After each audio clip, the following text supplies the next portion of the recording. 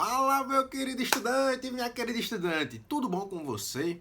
Ei, hoje bora para uma dose de atualidades com Gra? Vem cá, vem aqui comigo, ó. Auxílio emergencial, Bolsa Família, programas de renda auxiliares propostos pelo governo federal. Ei, isso é só dar dinheiro? Isso é fazer com que a galera fique vagabunda e não queira trabalhar? Ei, qual é o impacto disso na sociedade? Vem cá, você é daquelas pessoas que acreditam que é melhor ensinar do que dar o peixe? Bora conversar? Vem comigo? Solta a vinheta, editor! Pois bem, galera, vem aqui comigo, ó. Quando a gente fala sobre programas auxiliares financeiros, é uma questão de necessidade para o nosso país. Basta a gente pensar. Ei, nós somos uma das maiores economias do mundo e temos uma parcela muito significativa da nossa população na zona de extrema pobreza, na zona da pobreza. Uma faixa muito considerável da população que não tem acesso à renda, que não participa do mercado, que tem dificuldades e que por muitas vezes também acabam por morrer de fome. Sim, infelizmente, esse tipo de panorama é uma realidade no Brasil. Ei, Dedé, a população que está nessa faixa social aumentou, boy. E tende a aumentar ainda mais como a consequência da pandemia. Pensar nisso é uma coisa muito triste, velho. É uma coisa muito tensa. É um negócio muito doido, velho.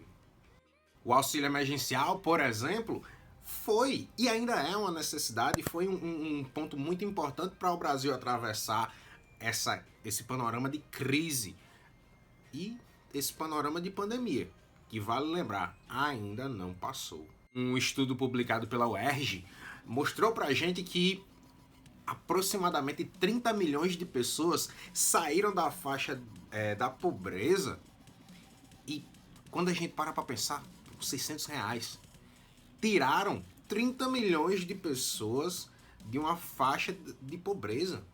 Isso é uma questão muito significativa. Quando a gente vai olhar, por exemplo, o IBGE, eles nos mostram que a população brasileira é de mais de 211 milhões de pessoas. 30 milhões é um número muito expressivo.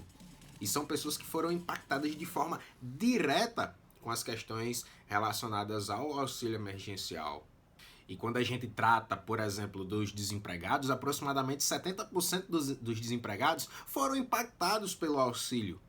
A gente teve, no fim das contas, aproximadamente 32 bilhões de dinheiro a mais na economia durante todo esse período. A cada mês, enquanto o auxílio emergencial foi vigente, foi uma realidade. Isso é um número muito expressivo e eu explico por que isso é expressivo e é algo muito positivo para a nossa economia. Vem aqui comigo.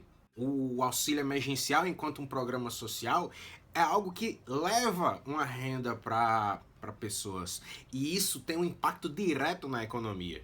Como assim? É basicamente inserir uma pessoa que não necessariamente estava participando de todo um ciclo econômico. Eu vou explicar isso.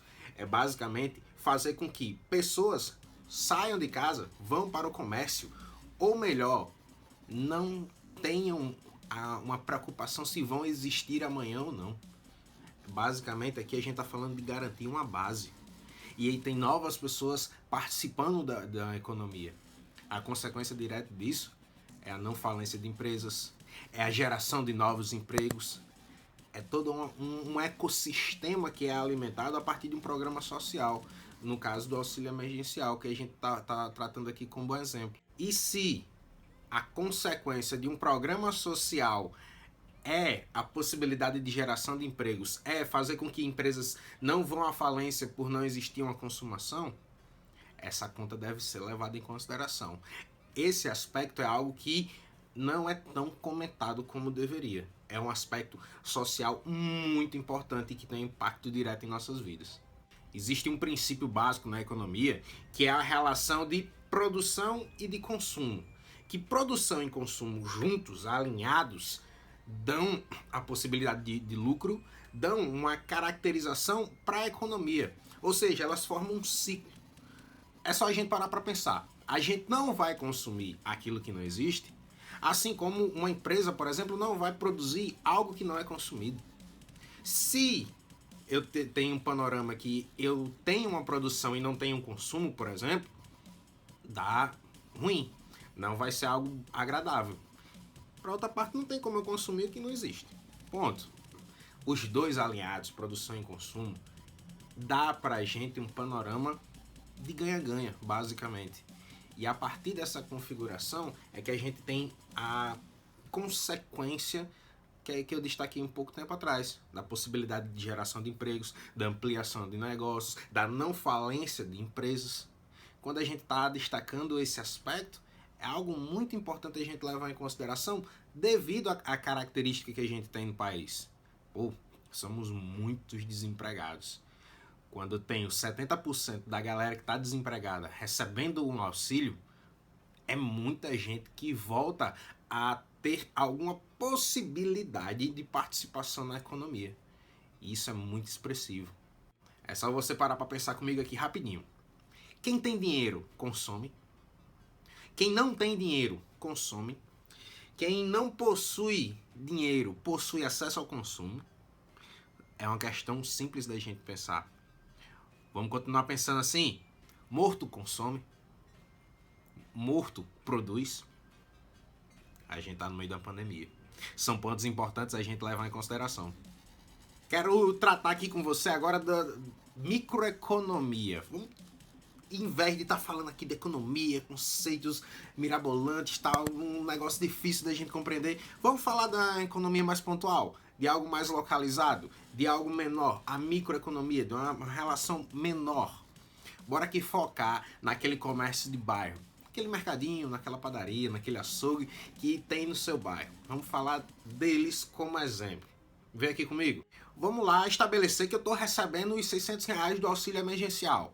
No caso de mães solo, de mães solos, existiu a possibilidade delas receberem até R$1.200. Mas não foram todas ou não foi toda uma realidade que se configurou em cima disso. Então vamos nos ater até os R$600. Recebi os R$600 do auxílio do governo. Pô, o que é que eu vou fazer? Vou ali guardar esse dinheiro embaixo da minha cama? Vou investir no mercado acionário? Vou chegar ali para ir no shopping comprar uma camisa para ir curtir uma festa no meio da pandemia? Não. Eu vou atrás de possibilidades de existir, de sobreviver. Eu vou ali no açougue, eu vou ali na mercearia, eu vou ali naquele mercadinho, eu vou naquela padaria que está do lado da minha casa. Eu vou gerar uma demanda para essa galera. Eu vou fazer consumo nesse local. Porque esse local me vende o que é essencial para mim existir. Me vende comida. Pô, massa! Show de bola! A partir do momento em que eu tô indo lá consumir, eu tô gerando uma demanda para eles. Lembre daquele nosso ciclozinho da produção e consumo. A partir do momento em que eu tenho um grupo expressivo pra caramba de pessoas, vamos lembrar, 30 milhões de pessoas sendo impactadas diretamente com auxílio, são essas pessoas que vão fazer a consumação, que vão estar participando desse mercado que antes elas não faziam parte. A partir do momento em que existe essa demanda, o cara do açougue ali vai estar pensando, pô, tem a galera consumindo aqui. Não estava preparado para isso. Da padaria, a mesma coisa. Do mercadinho, a mesma coisa. Eles vão botar isso na ponta do papel e fazer uma logística. Se dá para ampliar o negócio, se existe a possibilidade de aumentar a produção, de contratar mais pessoas, de existir toda uma configuração para atender uma demanda que está existindo agora, que antes não existia, que agora está existindo. Esse aspecto é muito fundamental para a gente levar em consideração, é uma questão muito importante. Quando a gente fala sobre ampliação de negócio, talvez, vamos botar aqui no exemplo que a gente está dando, que a padaria vai precisar contratar mais pessoas. São novas pessoas recebendo salário. São novas pessoas que também vão tá fazendo parte desse ecossistema de consumo. Ei, é um jogo aqui de ganha-ganha, onde todo mundo sai ganhando de alguma forma. Pegou a ideia? Isso que eu acabei de explicar para você, na economia a gente chama de efeito multiplicador. E esse efeito foi algo positivo também quando a gente analisa a estruturação que aconteceu no Bolsa Família, por exemplo. E a gente cria todo um ecossistema que é proveitoso, que é proveniente a partir de um programa social, de um auxílio emergencial, de um programa que está ali favorecendo uma determinada faixa da população que não tem acesso necessariamente ao mercado, que não consegue fazer participação nesse mercado por questões de não ter dinheiro para participar desse mercado. A partir do momento em que existe essa configuração, caramba, é algo muito importante da gente levar isso na conta, que muitas vezes é negligenciado, e destacar esse programa como algo positivo. Pegou a ideia? Bora pensar esse mesmo comércio local nesse contexto de pandemia, em caso de não existir o auxílio emergencial. Esse mercadinho, essa padaria, essa mercearia, iria ter condições de se manter por tanto tempo com o comércio fechado, com tanto tempo com as pessoas não consumindo, com pessoas sendo até demitidas, com pessoas que não estão participando desse ecossistema? Necessariamente esse comércio local iria conseguir se manter? É uma conta fácil da gente fazer. Isso geraria um contexto de falências significativas, um contexto de falências em massa. Pô, esse comércio local não iria existir. É uma importância muito grande programas como o auxílio emergencial existirem, principalmente nesse contexto de pandemia. Agora o que a gente tem é um contexto a partir do fim do auxílio emergencial, mas com a continuidade da pandemia. Putz, como é que será a vida agora? Como é que serão as questões agora? O que é que vai acontecer a partir daqui? A partir daqui a gente vai ter que lidar com as mortes causadas diretamente pelo Covid, como também as mortes indiretas por falta de leitos, assim como as mortes de fome. É uma questão muito sensível. Nós não temos um plano de combate à Covid, um plano de vacinação, um plano de reestruturação econômica, um plano que seja de estímulo à geração de novos empregos. A gente não tem um planejamento, a gente não tem um plano de desenvolvimento, a gente não tem um projeto de desenvolvimento. Isso em meio à pandemia. O que a gente tem de concreto é um teto de gastos que foi aprovado em 2016 que limita até onde pode-se fazer investimentos. A gente tem uma questão muito sensível que a gente precisa fazer investimentos na saúde, principalmente nesse contexto pandêmico. Eita, a gente tem um teto. A gente não pode gastar mais do que isso. Qual é a saída que estão querendo fazer? A chamada PEC emergencial, onde vão comprometer os pisos, ou seja, aquela base de investimento na saúde e na educação para possibilitar uma nova rodada por 4 meses de auxílio emergencial, agora não mais com o valor de R$600, mas sim de 250.